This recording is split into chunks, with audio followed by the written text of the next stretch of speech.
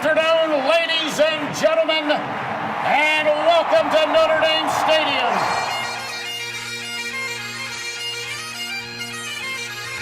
Zibikowski trying to get to the outside. He has blockers in front. Tom Zibikowski, along the beat, shakes him off to the 5 and touchdown. And now it is down. It is over.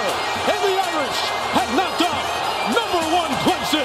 Brady Quinn looking, pump fakes, he rolls to the near side, throws it, it's caught by Samaja, inside the 20, inside the 10, he's going in, Notre Dame has scored! Jones is the back, he's got it again, and Jones a lot of room, Tony Jones makes a cut, gets a block, and scores! Is that the play that will seal the playoff bid for Fighting Irish? Hello and welcome to Sons of Saturday Irish. I'm Tyler Wojciak and I'm here with Luke Smith, and it's been just over a month since our last episode. So, Luke, I feel like we need to do a quick check-in before we get started. How have you been? I'm good, man.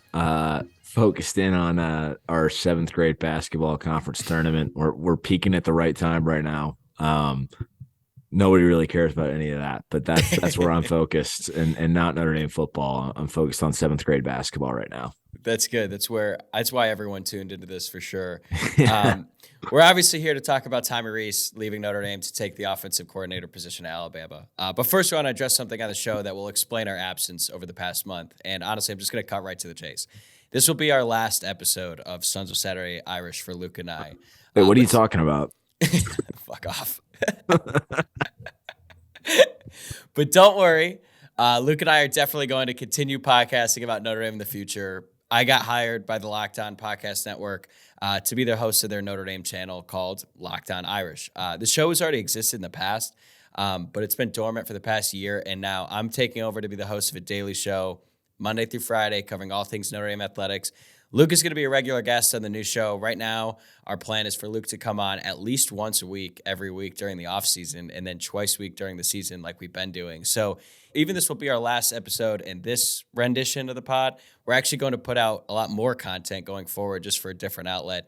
My first episode as the host of Locked On Irish is going to come out 3 weeks from Monday, February 27th. You can actually go and subscribe to the new channel now. On Apple, Spotify, wherever you get your podcast. The podcast channel is still up. Some of you might have even listened to it in the past, but go ahead and subscribe to that Locked On Irish today. The show will also be up on YouTube, but once that channel is live, I'll put the link out on social media so you can subscribe there as well.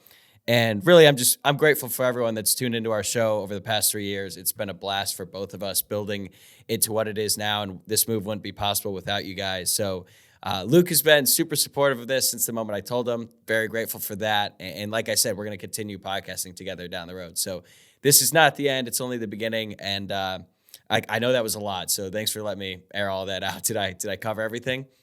Yeah, I think you did. It's been a lot of fun. I'm really excited to see what this next chapter looks like for you. And yeah, you guys aren't done with me either. I'll be on this show a lot with Tyler moving forward. But I think the only other thing I'd say is thank you to Pat Finn and Billy Ray Mitchell from Sons of Saturday. They really gave us this opportunity a couple years ago to kind of get this thing off the ground, and they have some really cool stuff going on over there. They're bringing a bunch of different podcasts under their umbrella these days.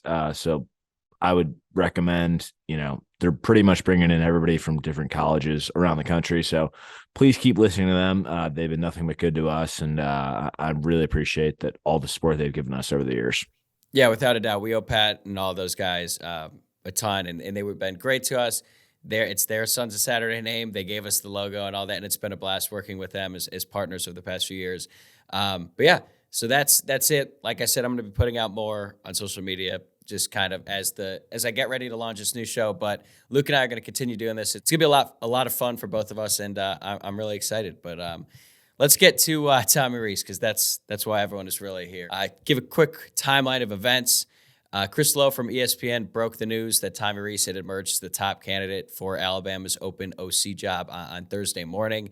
And reports indicated Rees interviewed for the job with Nick Saban over Zoom on Wednesday, less than an hour after Lowe's tweet. Pete Sampson tweeted out that photo of a private jet with the Alabama logo at the South Bend airport to pick up Rees and his fiance and take them to Tuscaloosa for Rees's in-person interview.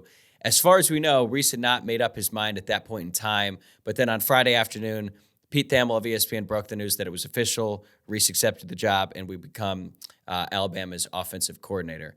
A lot we need to get into, a ton of different angles we're going to discuss here, but take me through your initial reaction when you heard the news and how it sort of evolved over the weekend now that you've had some time to think about it. So that was tough because I had a very busy day on whatever day that was, Wednesday or Thursday. And of course, it happened right as I was getting into a meeting. And my initial reaction was, shit, he's gone.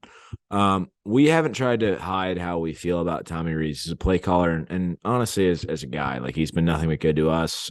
There's been times over there he's come on this show before. He's DM'd us in the past, just talking about random shit that he thinks that we tweet out that he thinks is funny. Like, I mean, we'll always be fans of his, but with this, I knew he just couldn't say no to this opportunity, and it sucked. In terms of how it evolved, I went from worrying about how it might impact the rest of the staff to thinking now that Marcus has a really good opportunity to make a big-time hire here. But yeah, no doubt it's a loss. There's an opportunity now for Notre Dame as a program to really make a big-time hire. But yeah, it's a loss, and I think that's my overwhelming take as we go into this week. Yeah, I knew it was gone the moment I read the tweet. Like, I saw that and I was like, damn it. There's probably one offensive coordinator job in college football that I think Rees would have left Notre Dame for, and that was it. The opportunity to work for Nick Saban is incredible.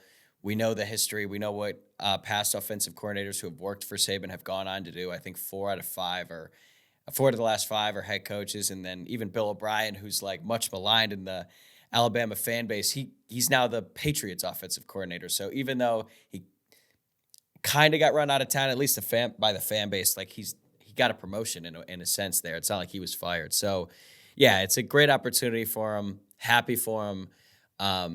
This is not a lateral move. Anyone who's saying that it's a lateral move, I just have one question for you. Like, if Notre Dame were to hire the Ball State offensive coordinator, would that be a lateral move for him? No. Because okay. All right. now, I know. What I'm not saying the gap between Alabama or between Notre Dame and Ball State is the same as the gap between Alabama and Notre Dame. That's not what I'm saying at all. All I'm saying is that the gap is 73-28. That's the score the last 2 times they played them combined. Yeah, so the gap exists, and that's all I'm saying. If you're saying it's not a lateral move, you're saying that there's no gap in between the jobs, and I'm just saying that there is. So just wanted to make that clear. But I get it. Great for him. Unfortunate for Notre Dame, but now with that being said, this is an opportunity for Notre Dame and Marcus Freeman really to hire someone new, and this could be an upgrade. I'm not saying that it definitively won't be, but it is a loss, and it's unfortunate for Notre Dame, but happy for Rees. Yeah, absolutely. I mean, the guy was literally in South Bend for over a decade. That's an impressive feat in itself. If you don't grow up there and you willingly choose to spend a third of your life in South Bend, I think that deserves a ton of credit, which is why I got a little bit annoyed with some of the stuff I was seeing on the internet, just talking about him leaving, because whatever, it's from people that just don't understand Notre Dame and don't understand South Bend, frankly, and just like how much that guy gave to that place and how maligned he was as a player and a coach, probably unfairly so in both accounts. And he could have left Notre Dame so many different times as a player or a coach, but he stayed and he hung around, and I'll always appreciate that.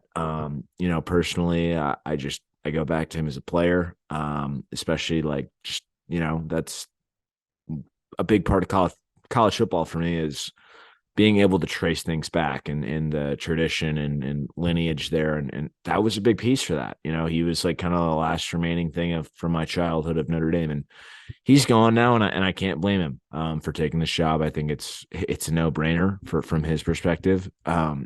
But that's something that was very hard to kind of come to grips with. It's like, yeah, this guy's been in South Bend forever. And when you think of college football, you think of tradition, and he was part of that for a very long time. So I wish him all the best. But now it's up to Notre Dame and Marcus Freeman to figure out what's next. And I trust he'll do a great job there. But yeah, there's no doubt it's a loss. Yeah, he's been around the program for so long, 6 years as a coach, 4 years as a player. He could have left Notre Dame after the 2012 season and transferred before his senior season. That was 1 year after he literally got booed when he came on the field for the first time, yet led Notre Dame to a win against Purdue, saved an undefeated season multiple times, never really got any credit for it. Then really saved Notre Dame again in 2013 after Everett got kicked out. And I think he was the best offensive coordinator under Brian Kelly. So all that being said, he was definitely one of the most divisive topics amongst the Notre Dame fan base. And lately, the past few days, that's just been heightened even further. You guys know how we feel about him. Now, it wasn't perfect. There were definitely some times where it was frustrating, and you could be frustrated with the offense and you could be critical, but to just constantly call for his job, I thought was a little bit much. And, it's interesting, like his whole tenure. So when you look back on Rees's time on the staff, let's just keep it to the past 6 years or so. How will you look back on his time at Notre Dame? There's really one moment in particular that comes to mind. And that moment, I don't think anybody else in the world can say this besides people that are with me, because it was very specific. But that's the Georgia Tech game in 2020. Me and my buddy Pat Falkenberg and Luis, we went down to that game because it was one of the few games on the schedule allowing fans in the COVID year down in Atlanta. The Irish had the ball on the goal line and were attempting to score while up 20 to cover. We could not punch it in.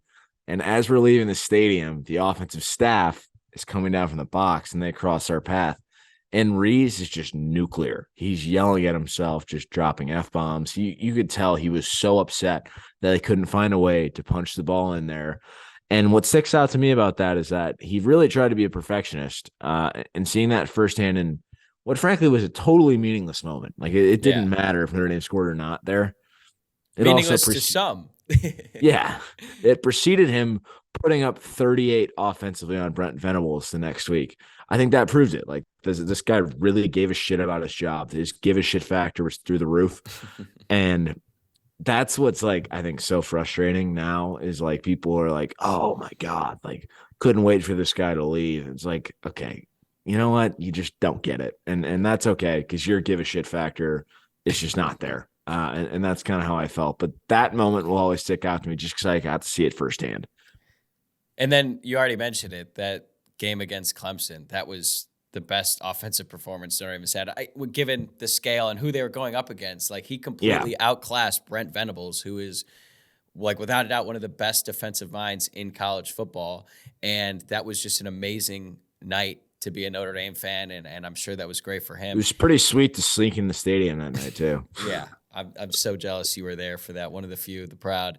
It is partially disappointing because we never really got to see what his offense looked like with all the right pieces in place, and I really felt like we were going to see that this season too, with Sam Hartman on board, 2 future pros at tackle, and then the rest of the offensive line should be great. And I would say probably one of, if not the best running back room in college football, some young, unproven, but highly skilled pass catchers. Like this was the year where it was supposed to all come together. And Notre Dame would have a top 10 offense under Rees, and Notre Dame could still have a top 10 offense. I'm not saying they're not, but seeing Rees lead that charge would have been awesome. But you've mentioned it. Like, I think Rees is a great representation of the University of Notre Dame. If you want to point out the do your fucking job thing, like, okay, maybe not that moment, but like it's football. It's the heat of competition. Shit happens. And I'm going to miss him. But like, I'm going to remember him as all the good things, but also it's hard not to remember the fact that he very divisive. And at least one good thing about him leaving is that our fan base is going to have to pick a new topic. Whoever is going to be the new GOAT that has to take the fall for everything, that job is open as well, in addition to the offensive coordinator position, because people are going to need someone to target all this anger at. Yeah, that's a very good point. I do wonder who that falls on now. Feel bad for whoever that is. Yeah, with both him and Brian Kelly gone, that really does leave quite a gaping hole. But yeah, I mean, from everything we've heard, this is just an opportunity you couldn't pass up, and I think it's very understandable to know why that's the case. The guy loves Notre Dame. He gave a third of his life to Notre Dame, and if you can't get that, then like, I'm sorry, fuck you. Like, just like you're just, you don't get it. That's it. But anyways, moving more towards the current state of Notre Dame football. I know this is an initial concern of yours. How do you feel about Sam Hartman and him staying at Notre Dame? Because this was not only you, but you tend to be kind of Mrs. Doubtfire with these things, and you get worried about this, and other people worry about it too. Do you think he's going to transfer out? Yeah, I mean, my initial thought was shit, Hartman could go too. Now he still could. I know he posted that video inside the Goog, which seemed to be not confirmation that he's staying, but certainly a good sign that he posted that, and seems like he's ingratiated himself well within the Notre Dame team. I don't think he's going to leave, but I'm not like 100% certain that he won't. The way I understand it is if he were to leave, he would have to drop out of Notre Dame, whatever graduate classes he's attending now. And I don't think if he were to leave and transfer to another school, I don't think, given the academic calendar, that he could enroll there and then participate in spring practice. Could he, train with an NFL coach, then join the team this summer? Yeah, but I don't know if he has any desire to do that. So I think he's going to stay, but I'm going to hold on being 100% certain until he comes out and says so publicly, which might happen, later this week. I think he's scheduled to speak with media on Friday. So we'll have to wait and see. Yeah, I was only worried about it when I talked to you. And like I said, you have that whole Mrs. Stoutfire act going up. Yeah, I think it's just, could it happen? Absolutely. Is it really that feasible? I don't really think so. And honestly, I think the more likely thing, if he was to leave Notre Dame, is he would just decide, fuck it, I'm going to go to the draft. I don't think he would go to a school. But yeah, that's just kind of my take. It's a little bit late for that too. So yeah I think he's going to stay. Definitely understand why some people worried, myself included, obviously. But I think he's going to stay, and I think that Notre Dame is obviously in a great position if he does stay, and it makes the job that much more attractive for any incoming offensive coordinator. But we talked a lot about what this move means for Rees, and let's take a bigger picture approach to this. When I ask, what does this move mean for Notre Dame? Because, again, Marcus Freeman is in a very interesting position now. He's a very important decision to make. But what is it? Do you think this move says a lot about where the program's at, anything like that? So I think my probably initial reaction to this is like, if you can't keep a guy who means that much to Notre Dame and he's an alum, like, then who can you keep? And that's a little bit jarring. However, the more time I've spent thinking about it, you realize, I think if you go back to before this season, I would guess that a lot of people probably thought this was going to be Tommy's last year in South Bend, regardless. Now, with the way the season went, you go 9-4. The timing's a little bit off, so that's why it kind of feels weird now that he's taking this job. And it's a great opportunity. However, it is a little bit hard to shake. It's like, well, if you can't keep this guy, who can you keep when Georgia, Bama, Ohio State come calling? I don't know. But I do at least like to have that perspective. It's like, I think a lot of people probably thought this was going to be his last year in South Bend regardless. Yeah. I mean, it's hard. Like, no matter what your opinion is of Tommy Rees as a coach, I think you have to look at the situation and admit that it's not a great look that one of our own, a guy who played and graduated from the school, decided it was better for him to walk away from the team and program, despite the fact that he's the best QB situation he's ever had, as well as a very talented group around him, and he makes plenty of money. So I understand why he made the move, and I think it was best for his career for all the reasons we've already mentioned. But like you said, if you can't get him to pick Notre Dame over Alabama, like, how are you ever going to do that with a recruit? And Notre Dame hasn't been in recruiting battles with Alabama a ton in the past. Obviously, Keon Keeley in this last year's class is one example of where Notre Dame lost that battle. But if Notre Dame is going to reach the top of college football again, they're going to have to start beating Alabama on the recruiting trail if they want any shot at doing that. And yeah, I don't know how you do that now, especially after a guy like Tommy Rees, who is Notre Dame blue and gold through and through, opted to go to Alabama as well, even if we all understand why he would make that move. Well, do we all understand that? Because everything I've seen on Twitter seems to think that we don't understand that. But yeah, I agree with everything you just said. Yeah, but that being said, Notre Dame could upgrade in this position. Is it going to be easy to do? No.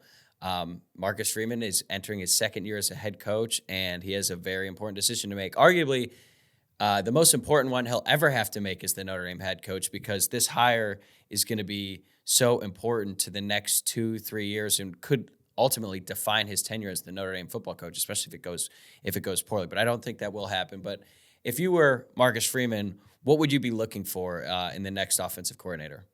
It's a really good question because with Sam Hartman this year and Kenny Minchie and CJ Carr in the waiting, it should be a really attractive job. It should be. And I said this to you offline yesterday. It feels like one of those things where you don't really know who's available until offers start getting thrown around. Like, for example, with Rees, nobody knew he was even an option for Bama until 2 days ago. So, like, what do you really know until you start throwing options or offers around? The one pause I have is that Marcus's role model is Jim Tressel, aka run the ball 75% of the time. And usually that works, but that's not football in this era. So Hire him. I've seen some stuff about Paul Christ. I really want that to go by the wayside. But he's also a very young guy, and I think he gets that. So I'm very intrigued to see where this goes. And I do think it's a very attractive job, but I'm very intrigued more than anything. It's definitely an attractive job. Notre Dame, the prestige in college football is obvious. Notre Dame compensates their assistants a lot better than they have in the past. We know Rees was making a very good amount, especially compared to the other coordinators in college football. So I don't think money's going to be an issue. The offense is in a great shape. Recruiting has been strong. I think people generally really like Marcus Freeman, think he's a great coach. Even though he's inexperienced, he's just a good guy, someone you'd want to work for. So I'm sort of with you. Like, to be honest, looking at some of these articles that have come out, like 8 names to know or whoever, or however many names to know about who could be the next candidate to be the offensive coordinator, like there's not a ton of names where I'm like, oh, that'd be awesome. I mean, I think Joe Moorhead would be great, but I don't know. He's the head coach at Akron, and I don't know if he has any desire to leave right now. He's a top candidate. I think he's going to be looking for a guy who has play calling experience. I think that's going to be super important. Marcus Freeman, as we know, is a defensive coach, so he needs to be able to put all of his trust in a guy who has done it before at a high level and not someone who is learning on the job and needs oversight from the head coach constantly to help him out, because that's just not Marcus Freeman's specialty. But I think it's going to come down to experience, fit. Like, are you a culture fit at Notre Dame? Do you get the school? Do you get the program? And we know Freeman wants to be a program that's driven by its offensive and defensive lines. So I'm sure he's going to be looking for someone who fits that mold. So I wouldn't expect someone to come in and run the air raid, for example, even if Notre Dame is a great quarterback like they have right now. No, I agree. And I do think that cultural fit is something that maybe we don't talk about enough, but listen, it takes a special kind of person to decide if they want to move their family to South Bend. We've had assistant coaches in the past, aka John McNulty, who don't even move their family to South Bend. They take the job. So it takes a special kind of person to take that job and understand the school. So I totally agree with whatever you just said. So Moorhead, we've heard some positive buzz, Mike Singer has reported that there has been some positive buzz about Moorhead's interest in the job. I know that he turned down Alabama, but even though you and I are on the same page that Alabama is a better job, there are certainly some risks to going to Alabama, and I could see why a guy like Moorhead is someone who wants to stay in the Midwest. He has family in Akron. He wants to be close to them. Like, it's a lot shorter drive to go to Notre Dame than it is to go to Alabama, and I think culturally Notre Dame is more of a fit for him, so he would be great. He sort of fits the mold in terms of he's got plenty of experience as an offensive coordinator and as a head coach. Freeman last year went with Al Golden, a guy who had head coaching experience in college, which made a ton of sense at the time because he was going into his first year, needed that. Is he looking for someone with head coaching experience at this job? I don't know. But yeah, you mentioned, like, on that list, did Al Golden's name come up in any defensive coordinator, article last year? I don't ever remember that. Like, when I first heard the name, I was like, wait, who's he coaching for? He's the linebackers coach of the Bengals, so it was a surprise. Right. So who knows? If Notre Dame starts throwing around $2 million and start offering that to some big names, we could see some guys at big schools like, hey, Alabama just poached a guy from Notre Dame. Who's to say Notre Dame can't go to another top program or somewhere close to us and poach someone as well? So I think it'll be interesting. We're just going to have to wait and see. Yeah, exactly. And that's kind of my point. It's like, you have no idea who's available until you start talking to people. And I think it easily could be somebody like Joe Moorhead, who's been rumored, but it also could be somebody that we're not even talking about right now. And that's why I don't really want to speculate on it. But if I did have to throw a couple names out there, Matt Nagy, what the hell is he doing? He's the quarterbacks coach of the Chiefs.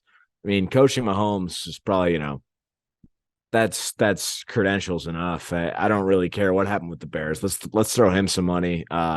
while we're on the topic of Bears offensive coordinators, Ron Turner could be another one. Or while we're on the topic of going back home, why not bring Mike Haywood back home? I know he had some domestic violence issues back in the day, but I'm sure those are long past him. What about Freddie Kitchens? He used to play quarterback in Alabama. We could basically just like get back at him, like, hey, we got one of yours. Failed Browns coach, arguably in a long history of terrible Browns head coaches, Freddie Kitchens might be number one. That's an impressive honor. So maybe I think so. He can rehabilitate his career at Notre Dame. I think we get Charlie Weiss Sr. and Jr. Get them on the phone. Package deal. Jr. can coach the quarterbacks. Weiss can call the plays from an office chair on the sideline. Again. Yeah, him or Brian Ferentz. Brian Ferentz, not well liked, not good. He could be an option too. Obviously, we're kidding. We're just throwing out some random names. But Charlie Weiss Jr., that one has kind of been thrown around a lot. At first, when I saw that, I thought it was like a joke, but I don't know if there's like legs that it's going to happen, but I've seen his name a lot. Yeah, I don't think so. He has not had really good offenses, so I'm going to say no. Yeah, and he's working at Ole Miss, and he's learning from Lane Kiffin, who's a great offensive mind, obviously, but like Kiffin's calling the plays. That's not right, Charlie exactly. Weiss Jr. But I think it's probably going to be a name who we've never even talked about. What about, I got one for you. What about Bill Rees? Tommy's dad. He's already on the staff. He's younger. Well, yeah, is he gonna stay on staff? That's a good question. I don't even know. He's like the director of scouting at Notre Dame. Yeah, I wonder if he's gonna stay. Okay, I just looked up Bill Rees' age, and the first one it said 79, but I don't think that's our Bill Rees. Let me look this up. Yeah, there's no way he's that old. No way. Did you see how Bill might have been involved in this in Tommy's move to Alabama? Did you see that? I guess Bill Rees is really tight with the director of player personnel at Alabama. I think John Bryce from Football Scoop had that in his article, and that was interesting. I did not, but yeah, okay. But it does make a little bit more sense because then there's some familiarity between the two and not like a total shot in the dark. So those are some of the names. Obviously, I don't think any of those are very serious except maybe Charlie Weiss Jr. But who would be your dream guy? Like, I know I keep seeing Joe Brady, like he's not coming to Notre Dame because he's not coming to any college, I don't think. I think he's made it very clear he doesn't want to recruit. He was trying to get back to the NFL as soon as possible after the LSU thing.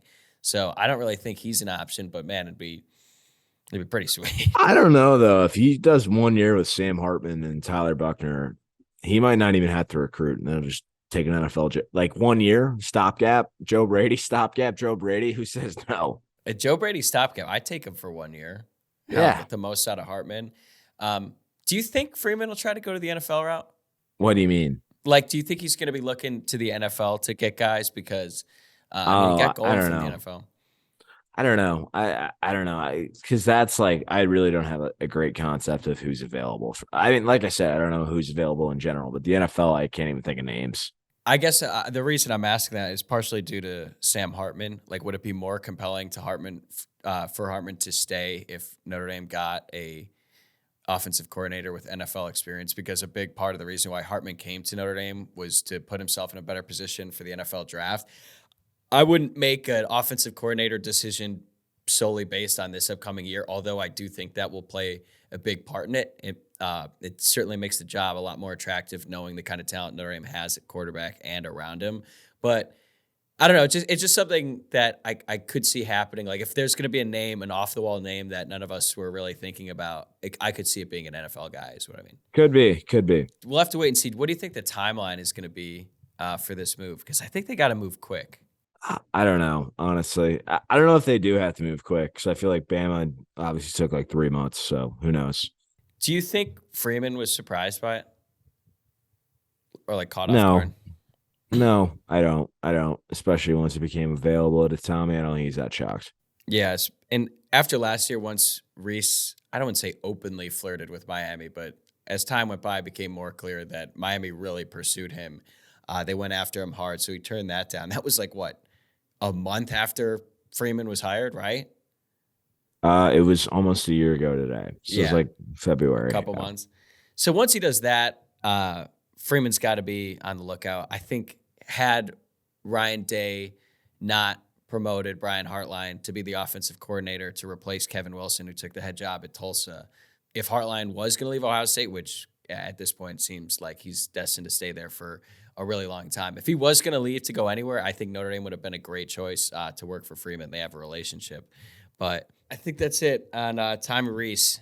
Do you got any final thoughts as we wrap this up one last time?